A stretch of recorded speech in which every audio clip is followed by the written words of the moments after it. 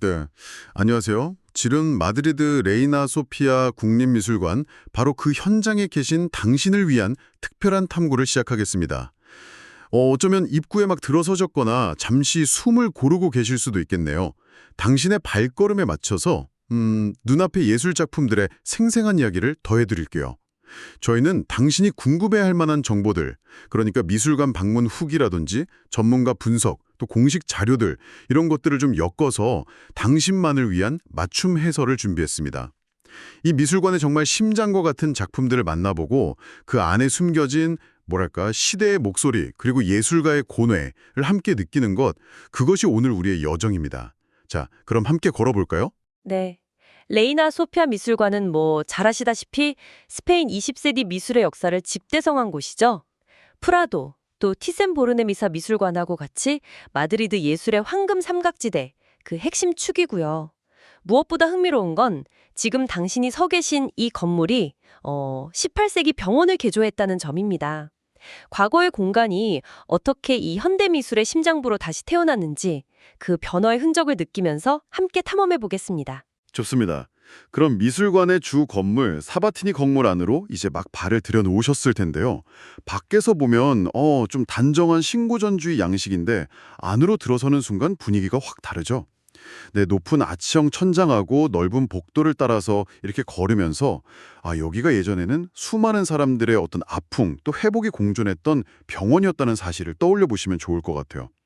그 기억의 층위 위에 현대 미술이 어떻게 자리 잡았는지 그걸 상상하는 것만으로도 좀 특별한 경험이 될 겁니다. 정확합니다. 이곳은 18세기 카를로스 3세의 명으로 지어진 마드리드 종합병원이었습니다. 1969년까지 병원으로 사용되다가 문을 닫았고 한동안은 좀 잊혀진 공간이었죠. 그러다가 이제 1980년대에 대대적인 리모델링을 거쳐서 1992년 스페인 소피아 왕비의 이름을 따서 국립미술관으로 새롭게 문을 연 겁니다. 특히 1989년에 외벽에 설치된 그 건축가 이안 리치의 유리 엘리베이터 타워 3개 있잖아요. 그게 오래된 건물의 현대적인 숨결을 불어넣는 아주 상징적인 요소가 되었죠. 아, 그 엘리베이터 말씀이시죠? 맞아요. 건물 중앙정원에서 보면 과거랑 현재가 아주 극적으로 대비되는 모습이 정말 인상적이에요. 정원 자체도 잠시 벤치에 앉아서 숨을 돌리거나 아니면 설치된 조각 작품들 감상하기에 참 좋고요. 네, 오래된 벽돌하고 그 차가운 유리 타워의 조화랄까? 또 엘리베이터 안에서 창밖 내다보는 아이들의 그 호기심 어린 눈빛 같은 거 있잖아요. 그런 예상치 못한 순간들이 미술관 관람에 또 다른 즐거움을 더해주는 것 같아요. 네, 맞아요. 그리고 이 미술관의 컬렉션 구성 방식도 좀 독특합니다. 단순히 연대순으로 작품을 나열하는 게 아니고요. 주제별 섹션으로 나누어서 여러 층이랑 건물, 그러니까 사바티니하고 누벨 건물에 걸쳐 전시하고 있거든요. 이건 당신 스스로 동선을 좀 탐색하고 작품들 사이에 어떤 연결고리를 발견하면서 자신만의 해석을 만들어가도록 유도하는 그런 방식이죠. 주요 섹션으로는 사바티니 건물 2층에 20세기의 분출, 유토피아와 충돌, 이건 1900년부터 1945년까지고요. 4층에는 전쟁은 끝났는가, 분단된 세계의 예술, 1945년부터 68년까지, 그리고 누벨 건물 0층하고 1층에 반란에서 포스트 모던까지, 1962년부터 82년까지, 이런 섹션들이 있습니다. 그렇군요. 스스로 길을 찾는 탐험이라니, 흥미로운데요? 그럼 역시 가장 많은 사람들의 발길이 향하는 곳, 사바티니 건물 2층으로 먼저 가봐야겠네요. 어떤 방문객 후기를 보니까 지도가 없어도 게르니카는 찾을 수 있다고 하더라고요. 그 엄청난 크기 때문에 멀리서도 딱 눈에 띄거나 아니면 그 작품 앞에 모인 사람들, 그 웅성거림을 따라가면 된다고요. 저도 모르게 발걸음이 빨라지는 것 같습니다. 지금 아마 2층으로 올라가고 계시겠죠? 자, 드디어 게르니카 앞입니다. 가로가 약 7.8m, 세로가 약 3.5m. 와, 예상은 했지만 이 거대한 캔버스가 뿜어내는 그 압도적인 에너지 앞에 서면 누구든 잠시 말을 잃게 되죠. 이 방 안을 가득 메운 침묵, 그리고 왠지 모를 긴장감, 느껴지시나요? 멀리서 부분적으로 보이다가 전시실 입구에 딱 들어서는 순간 시야를 그냥 가득 채워버리잖아요. 이 경험 자체가 마치 역사의 그 거대한 비극과 정면으로 마주하는 듯한 강렬함을 주는 것 같아요. 네, 맞습니다. 이 작품은 1937년 파리 만국박람회에 스페인관에 전시될 벽화로 만들어졌습니다. 당시 스페인 공화국 정부가 피카소에게 의뢰해서 탄생한 거죠. 그해 4월 26일에 스페인 내전 중에 프랑코 군부를 지원하던 나치 독일 공군 콘도르 군단이라고 있었어요. 이들이 바스크 지방의 작은 도시 게르니카를 무차별 폭격했습니다.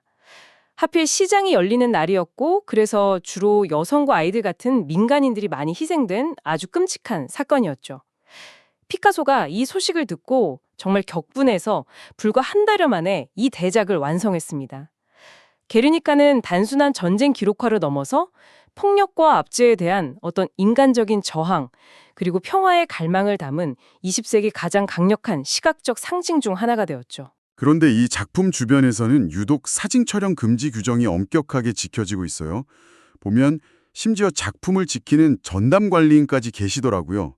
이게 단순히 뭐 작품 보호 차원을 넘어서 뭔가 다른 의미가 있을 수도 있겠다는 생각이 들어요. 아까 그 방문객 후기 다시 얘기하면 사진을 못 찍게 되니까 노트에 스케치를 했다고 해요. 그러면서 피카소가 게르니카의 참상을 전해 듣고 느꼈을 그 기록과 표현의 절박함, 거기에 좀 동화되는 기분이었다고요. 어쩌면 사진으로 너무 쉽게 딱 담아서 소유할 수 없게 함으로써 우리가 이 작품 앞에서 좀 더 오래 머물면서 그 무게를 직접 느끼고 기억하도록 유도하는 건 아닐까요? 충분히 가능한 해석입니다. 작품 자체를 좀 자세히 살펴보면 피카소가 왜 이 작품을 기록하려 했는지, 그리고 어떻게 그 비극성을 극대화했는지 알 수 있습니다. 의도적으로 색을 배제하고 흑백의 모노톤, 그러니까 그리자유 기법을 사용했잖아요. 이건 당시 사건을 보도하던 신문 사진의 느낌을 살리면서 동시에 비극의 그 참담함을 강조하기 위함이었을 겁니다. 또 입체주의 양식, 아시겠지만 여러 각도에서 본 대상의 모습을 한 화면에 동시에 표현하는 기법이죠. 이걸로 형태를 해체하고 재조합해서 인물과 동물들, 울부짖는 여인이라던가 죽은 아이를 아는 어머니, 고통에 몸부림치는 말, 혼란 속의 황소 같은 것들의 고통과 공포, 그 혼돈 상태를 정말 극적으로 보여줍니다. 천장의 전구는 어떻고요? 만국박람회가 찬양했던 기술 문명의 상징일 텐데 여기서는 오히려 폭격의 섬광이나 어떤 감시의 눈처럼 차갑고 위협적인 빛으로 그려져서 문명의 이기가 어떻게 재앙이 될 수 있는지를 아주 아이러니하게 고발하죠. 스페이브의 선배인 고야의 전쟁의 참상 연작이나 바로크 시대의 비극적 표현에서도 영향을 받았음을 좀 엿볼 수 있습니다. 피카소가 이 그림을 그렇게 단기간에 완성할 수 있었던 건 뭐 단순히 분노를 넘어서서 어떤 예술가로서의 사명감 같은 게 아니었을까 싶기도 해요. 주변에 전시된 수많은 습작 드로잉들, 그리고 당시 피카소의 연인이자 사진작가였던 도라마르가 찍은 작업과장 살인들을 보면 그 정말 치열했던 창작의 순간들이 고스란히 전해지는 것 같더라고요. 맞습니다. 그 습작들과 사진들은 게르니카라는 걸작이 탄생하기까지 피카소가 겪었던 수많은 고뇌와 실험의 과정을 보여주는 아주 중요한 자료죠. 그리고 이 작품의 여정 자체도 굉장히 드라마틱합니다. 완성 후에 스페인으로 바로 돌아가지 못했고요.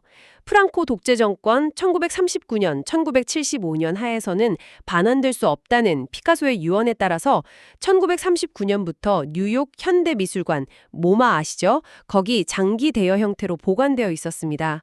그러다가 프랑코가 죽고 스페인의 민주주의가 회복된 후인 1981년에야 마침내 고국으로 돌아왔습니다. 프라도 미술관을 거쳐서 1992년부터 바로 이곳 레이나 소피아에서 우리를 맞이하고 있는 겁니다. 그러니까 민주주의의 상징으로서 이 작품이 지닌 의미가 더 각별하게 다가오는 이유죠. 와, 정말 기구한 역사를 가진 작품이군요. 게르니카가 주는 이 깊은 여운을 안고 이제 같은 2층과 위층인 3층으로 이동해서 다른 거장들을 만나볼 시간입니다. 레이나 소피아는 피카소뿐만 아니라 스페인을 대표하는 정말 많은 현대 미술가들의 보고이니까요.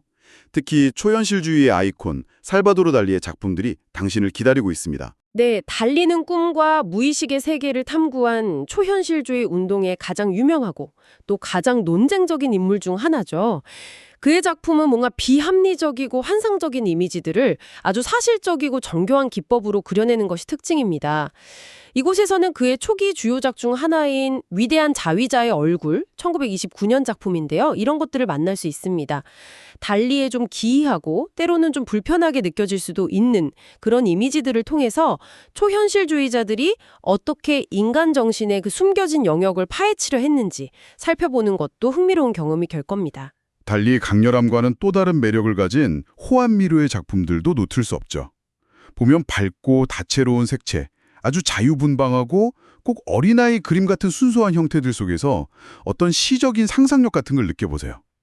그리고 피카소와 함께 입체주의를 발전시킨 후안 그리스, 또 철조각의 선구자 훌리오 곤살레스, 그리고 스페인 추상미술의 거장 안토니 타피에스나 에두아르도 칠리다 같은 작가들의 작품들도 스페인 현대미술의 풍부함을 잘 보여줍니다. 이분들을 차례로 만나면서 20세기 스페인 예술이 얼마나 다층적이고 역동적이었는지 직접 확인해 보세요. 레이나 소피아의 컬렉션은 근데 스페인 작가들에만 국한되지는 않습니다. 20세기 미술사의 중요한 흐름을 형성한 국제적인 작가들의 작품도 폭넓게 소장하고 있죠.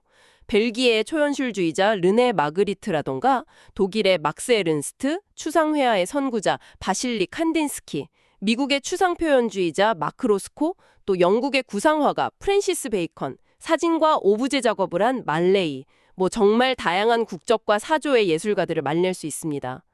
미술관이 이 작품들을 어떻게 배치하고 연결해서 20세기라는 그 복잡한 시대를 다각적으로 조명하는지 그 숨겨진 내러티브를 읽어내는 것도 관람의 큰 즐거움이 될 거예요. 만약 시간이 조금 더 허락한다면 사바티니 건물과는 또 다른 매력을 가진 누벨 건물로 발걸음을 옮겨보시는 건 어떨까요? 프랑스 건축가 장 누벨이 설계해서 2005년에 문을 연 이 현대적인 건물은 그 자체로도 볼거리입니다.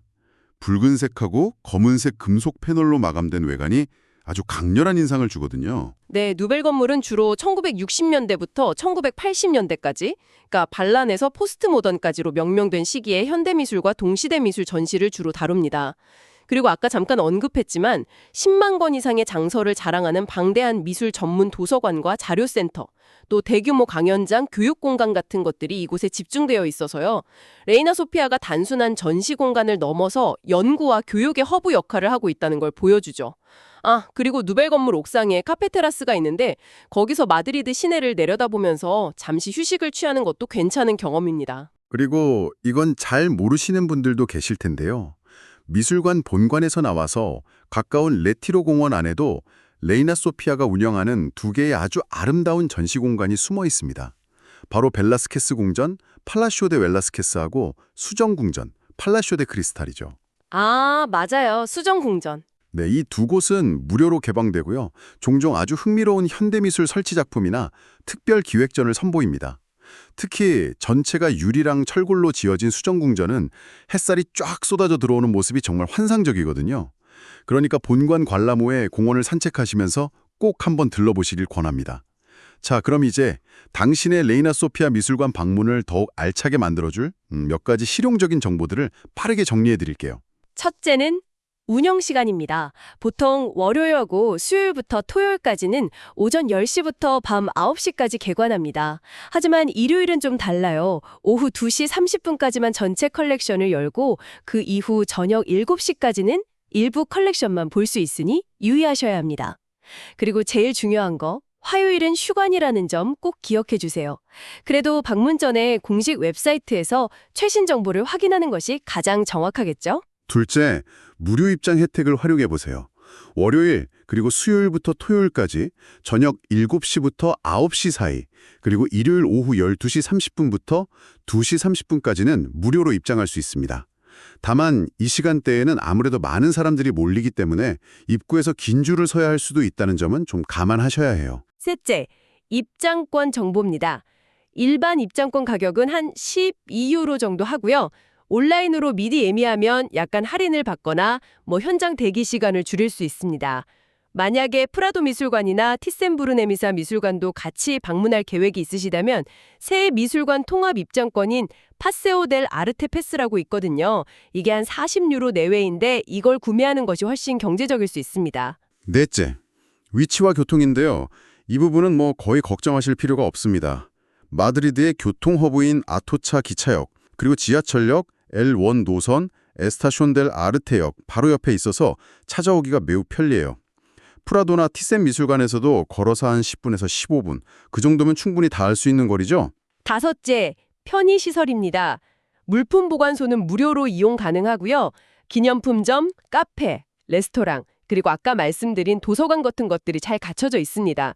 오디오 가이드도 대여 가능한데 여기서 정말 기쁜 소식 하나. 이제 한국어 오디오 가이드 서비스가 제공된다는 점입니다. 오, 진짜요? 네, 아시아 국가 중에서는 최초라고 하는데요. 주요 작품 50점에 대한 설명을 우리말로 들을 수 있으니 작품 이해도를 높이는 데 정말 큰 도움이 될 겁니다. 꼭 이용해 보세요. 와, 이건 정말 좋은 소식이네요. 마지막으로 관람 소요 시간인데요. 핵심 작품 위주로 보시더라도 최소 2에서 3시간 정도는 예상하는 것이 좋습니다. 특히 게르니카 앞에서는 좀 시간을 충분히 가지고 감상하시길 권해드려요. 만약 현대미술 전반에 관심이 많으시다면 뭐 반나절 이상도 충분히 머물 수 있는 곳이고요.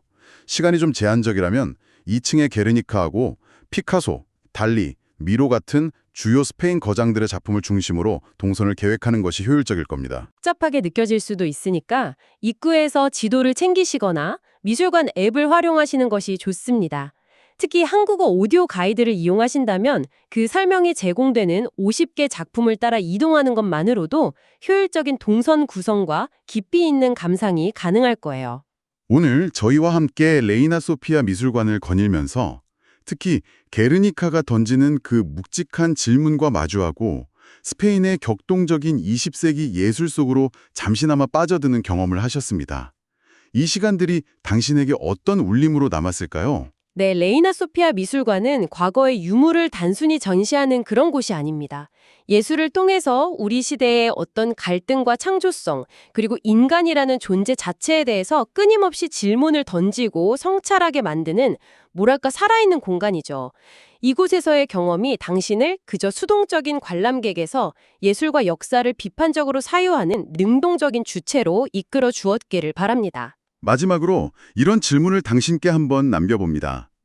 게르니카처럼 한 시대의 깊은 상처와 트라우마를 정면으로 응시하는 예술작품을 만나는 경험이 지금 우리가 살고 있는 이 세계의 여러 사건들을 바라보는 당신의 시선이나 혹은 우리 사회 안에서 예술이 어떤 역할을 해야 하는지에 대해 어떤 새로운 생각을 던져주었나요? 이 질문을 마음속에 안고 레티로 공원의 그 아름다운 궁전들이나 마드리드의 또 다른 매력적인 공간들로 당신의 탐험을 계속 이어가시길 바랍니다. 저희가 준비한 심층 탐구는 여기까지입니다. 레이나 소피아 미술관에서의 남은 시간이 당신에게 깊은 영감과 의미 있는 성찰을 선사하기를 바랍니다. 즐거운 관람 되세요.